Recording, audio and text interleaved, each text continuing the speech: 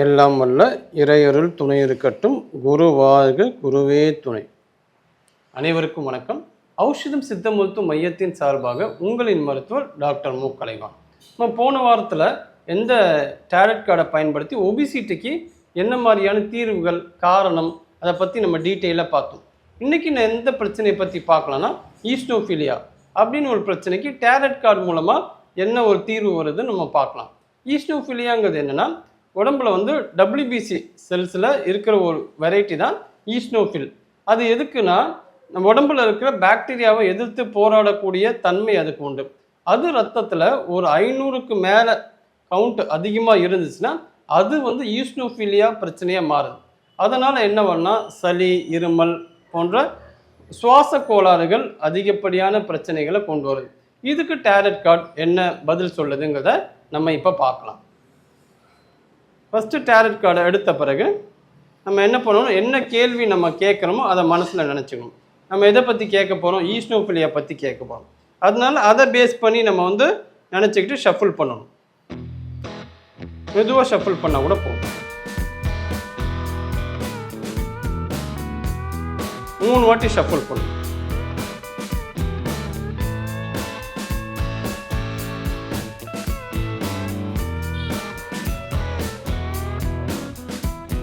ரெண்டு வாட்டி பண்ணிட்டோம், இன்னொரு வாட்டி பண்ணணும். ஸோ 3 வாட்டி இந்த மாதிரி ஷஃபிள் பண்ணிட்டோம். ஷஃபிள் பண்ண பிறகு காடை ஒரு பக்கமாக நம்ம வைக்க வேண்டியதுதான். நம்ம இப்போ காடை இந்த க்ரீன் கலர் வெல்வெட் இல்லாட்டி ஒரு ரெட் கலர் வெல்வெட் அந்த மாதிரி கலர் ஆன வெல்வெட்டில் பயன்படுத்துறது தான் சிறப்பான ஒரு பலனை நம்ம கொடுக்கும். இப்போது நம்ம டேரட் கார்டை ஷஃபிள் பண்ணிட்டோம். அடுத்தது அது ஸ்ப்ரெட் பண்ண போகிறோம். ஸ்ப்ரெட் பண்ணும்போது சி ஷேப்பில் ஸ்ப்ரெட் பண்ணணும்.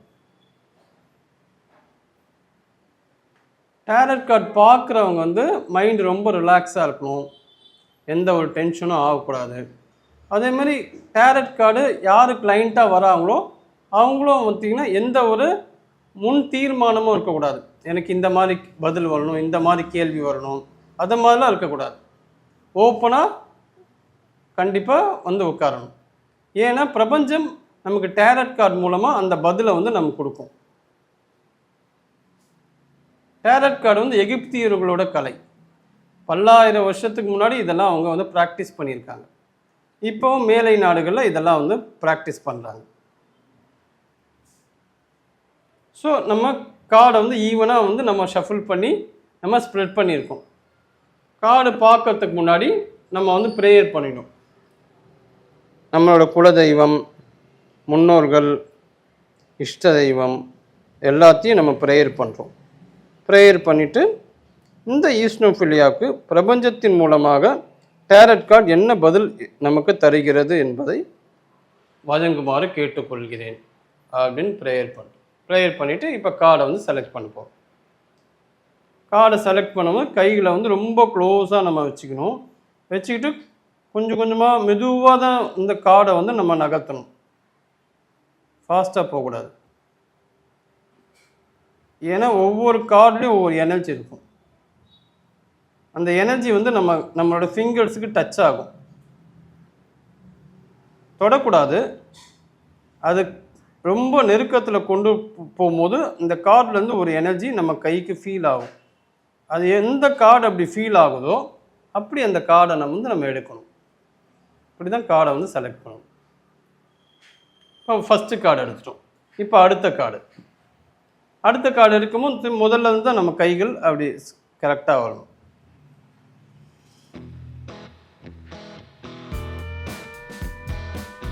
கார்டு செலக்ட் பண்ணும்போது மனம் ரொம்ப அமைதியாக இருக்கும்.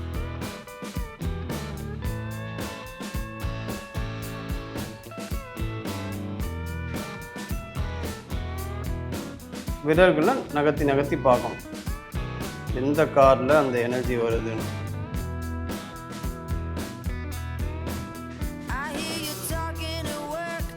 இந்த ஃபீல் என்ன ஆகுதுன்னா ரெண்டாவது கார்டு செலக்ட் பண்ணும். அடுத்த கார்டுக்கு போகக்கூடாது. இந்த எனர்ஜி அதுலேயே ஒரு மேக்னெட் மாதிரி இழுக்கும்.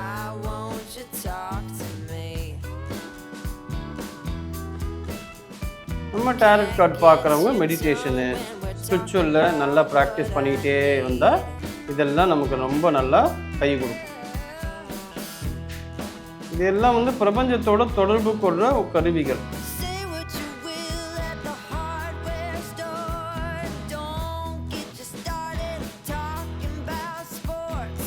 மூணாவது கார்டு செலக்ட் பண்ணி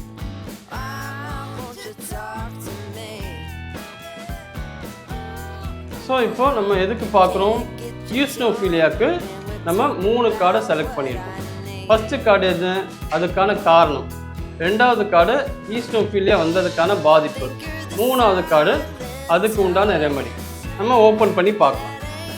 first card, second card, third card, மூணுத்தையும் நம்ம ஓப்பன் பண்ணிட்டோம். இப்போ ஈஸ்னோஃபீலியாவுக்கு வந்திருக்க கார்டு ஃபஸ்ட்டு கார்டும் தலகையாக வந்திருக்கு. அது எந்த கார்டு வருதுன்னா 9 செங்கோல்கள். அந்த கார்டு வந்து அதுக்கான காரணம், ஈஸ்னோஃபீலியாவுக்கு உண்டான காரணத்தை வந்து சொல்வதற்காக இந்த 9 செங்கோல் வந்திருக்கு. இந்த கார்டில் என்ன விளக்கம் பார்த்தீங்கன்னா, ஒரு போர் வீரன் அவன் என்ன பண்ணுறான், போராடி காயத்தோடு நிற்கிறான், தலையில் வந்து கட்டு போட்டிருக்கு, அவன்கிட்ட ஒரு செங்கோல் இருக்குது. இது என்ன சொல்லுதுன்னா, அவன் வந்து போரில் வந்து போராடி இருந்தாலும் இன்னும் அதிகப்படியான போர்களுக்கு அவன் தயாராக இருக்கிறத வந்து அது காட்டுது. அவன் வந்து தொடர்ந்து முன்னேறினானா அவனுக்கு பேக்ரவுண்டில் பார்த்தா மலைகள் இருக்குது, நிலையான வெற்றியை வந்து குறிக்கக்கூடியதாக இருக்குது. ஸோ இது ஒரு பேஷண்ட்டு, ஈஸ்னோஃபீலியா பேஷண்ட் பார்த்திங்கன்னா அவனும் வந்து இந்த மாதிரி பலவிதமான பிரச்சனைகளுக்கு உள்ளாகியிருப்பான். அவனுக்கு பலவிதமான காயங்கள் ஏற்பட்டிருக்கும். அதாவது இது காயங்கள்ங்கிறது என்னென்னா மன ரீதியாக கூட இருக்கும். ஏன்னா என்ன ஆகும்னா, ஈஸ்னோஃபீலியா வந்தவங்க மன ரீதியாக தயக்கம் இருக்கும், கூச்சம் இருக்கும், பாதுகாப்பு இல்லாத மாதிரி இருக்கும். ஆனால் அவங்களுக்கு உள்ளுக்குள்ளே அந்த போராட்ட குணம் கண்டிப்பாக இருப்பதைங்கிற பிரதிபலிக்காது தான் இந்த போர் வீரன் வந்து வந்திருக்காரு. இந்த போர் வீரன் எப்படிப்பட்டவன் இருக்கான், அவனுக்கு வந்து காயம் அடைந்திருந்தாலும் கையில் ஒரு செங்கோல் வச்சுருக்கான். அது என்னதுன்னா, நான் திரும்பியும் போராடுவேன். ஈஸ்னோஃபீலியா பேஷண்ட்ஸ் வந்து எப்படி இருப்பாங்கன்னு பார்த்தோம்னா, எவ்வளோ பிரச்சனைகள் வந்தாலும் திரும்ப திரும்ப அந்த ஆரோக்கியத்துக்காக அந்த போராட்டம் வாழ்க்கை தொடர்ந்து கொண்டே இருக்குங்கிறத ரிஃப்ளெக்ட் பண்ணுறது தான் இந்த கார்டு. ஆனால் அந்த கரெக்டான விஷயங்களை வந்து சரியான உணவு முறை எல்லாம் நீங்கள் ஃபாலோ பண்ணிங்கன்னா எதிர்காலம் எப்படி இருக்கும். தொலைவில் மலைகள் இருக்குது, மலைகள் வந்து நிலையான வெற்றியை குறிக்கிறது. ஸோ உங்களுக்கு சரியான மெடிசன்ஸு எல்லாமே நீங்கள் எடுத்திங்கன்னா உங்களுக்கு இந்த பிரச்சனைகள் வந்து வராது. இன்னொன்று, இந்த காரணம் பார்த்திங்கன்னா, செங்கோல்கள் வந்து பஞ்சபூதத்தில் நம்ம எதை குறிப்பாங்கன்னு பார்த்தோம்னா நெருப்பு தத்துவம். இது தலைகீழாக வந்திருக்கு இந்த கார்டு. அப்போனா நெருப்பு தத்துவம் வந்து உடம்புல வந்து குறைவாக இருக்குது. அதை வந்து சரி பண்ணணுங்கிறது தான் மிக முக்கியமான காரணம் சொல்லி ஈஸ்னோஃபீலியா பேஷண்ட்டுக்கு இந்த டேரட் கார்டு மூலமாக சொல்கிறாங்க. ஸோ நெருப்பு தத்துவம் உடம்புல எப்படி இருக்குது, பசி. பசிங்கிறது என்ன, 2 விதமான பசி. உடல் பசியும் அப்படி தான், காம பசி. இதை ரெண்டுமே வந்து சமநிலையில் கொண்டு வரணும். இது கொண்டு வந்தாவே பிரச்சனைகள் வந்து இருக்காது. ஸோ இந்த ஈஸ்னோஃபீலியா பேஷண்ட் அப்போது 9வது கார்டு, 9வது நம்பருங்கிறது ஜாதகத்தில் 9ஆம் பாவம் தந்தை ஸ்தானம். ஸோ ஈஸ்னோஃபீலியா பேஷண்ட் பொதுவாக யார்கிட்ட அதிகமாக சண்டை போடுவாங்கன்னா, இந்த தந்தை ஸ்தானத்தில் இருக்கிறவங்க, அதே மாதிரி குரு ஸ்தானத்தில் இருக்கிறவங்க. ஏன் எனக்கு இவ்வளோ பிரச்சனைகள் நீங்கள் கொடுக்குறீங்க, நான் எவ்வளோ ப்ரேயர் பண்ணுறேன், எவ்வளோ மெடிடேஷன் பண்ணுறேன், ஆனாலும் ஈஸ்னோஃபீலியா எனக்கு சரியாகலையே, அப்படி தன்னோட குருவுக்கிட்டேயே தன்னோட வெல்விஷர்கிட்டேயே சண்டை போடுறது. அது வந்து இந்த கார்டு வந்து 9ஆம் நம்பரில் இருக்கிறதால அது நமக்கு வெளிப்படுத்துது. அப்போது நம்ம என்ன பண்ணுறது? ஸோ 9ஆம் நம்பர் கார்டு வந்து நமக்கு ஈஸ்னோஃபீலியாவுக்கு உண்டான காரணத்தை விளக்குவதாக அமைகிறது. என்ன விளக்குது, என்ன காரணம்? நெருப்பு தத்துவம் ஈஸ்னோஃபீலியா பேஷண்ட்டுக்கு குறைவாக இருக்குங்கிறத வெளிப்படுத்துது. இப்போ அடுத்த கார்டில் அதுக்கான பாதிப்பு எப்படி இருக்குங்கிறத டீட்டெயிலாக நம்ம பார்க்கலாம். இப்போ ஈஸ்னோஃபீலியாவுக்கு என்ன மாதிரியான பாதிப்புகள் இருக்குங்கிறத நம்ம 2வது கார்டு மூலமாக பார்க்க போகிறோம். நமக்கு 2வது கார்டாக வந்தது ஸ்டார் அப்படி கார்டு தலக்குதான் வந்திருக்கு. இந்த கார்டில் பார்த்தீங்கன்னா ஒரு தேவதை இருக்காங்க, அங்கே நிர்வாணமாக இருக்காங்க. ஒரு காலை வந்து தண்ணியில் வச்சுருக்காங்க, ஒரு காலை வந்து நிலத்தில் வச்சுருக்காங்க. அவங்க 2 கையிலையும் வந்து கோப்பைகள் இருக்குது, அதை வந்து நீர் ஊற்றுறாங்க. ஒரு வந்து இந்த குளத்தில் ஊற்றுறாங்க ஒரு கை மூலமாக, இன்னொரு கையில் வந்து நிலத்தில் விழுது. அந்த நிலத்தில் விழுந்த தண்ணி வந்து 5 பிரிவாக போகுது. இப்போ 5 பிரிவு வந்து 5 வந்து குறிக்கிறது. அதே போல் இங்கே 7 விதமான நட்சத்திரங்கள் இருக்குது. அந்த 7 விதமான நட்சத்திரங்கள் ஆதாரங்களில் குறிக்குது. அதாவது மூலாதாரம், சுவாதிஷ்டானம், மணிப்பூரகம், அநாகதம், விசுத்தி, ஆக்கினி, சகஸ்டாரம் போன்ற ஆதாரங்களை குறிக்கக்கூடியதா அந்த 7 நட்சத்திரங்கள் இருக்குது. இந்த 7 நட்சத்திரங்கள் எத்தனை முனைகளை கொண்டதாக இருக்குன்னா 8 முனைகளை கொண்டதாக இருக்குது. அதே போல் மஞ்சள் நிற நட்சத்திரம் எதை குறிக்குன்னா தூய்மையை குறிக்குது. இன்னொரு விஷயம், இந்த காடோட ஒரு பகுதியில் வந்து ஒரு மரத்துக்கு மேலே ஒரு பறவை இருக்குது. இந்த பறவை வந்து எதோட குறியீடா? மனதோட குறியீடு. ஸோ இந்த கார்டு என்ன சொல்ல வருது ஈஸ்டோஃபீலியா பேஷண்ட்டுக்கு அப்படின்னு நம்ம பார்த்தோம்னா இது தலைகீழாக வந்திருக்கு.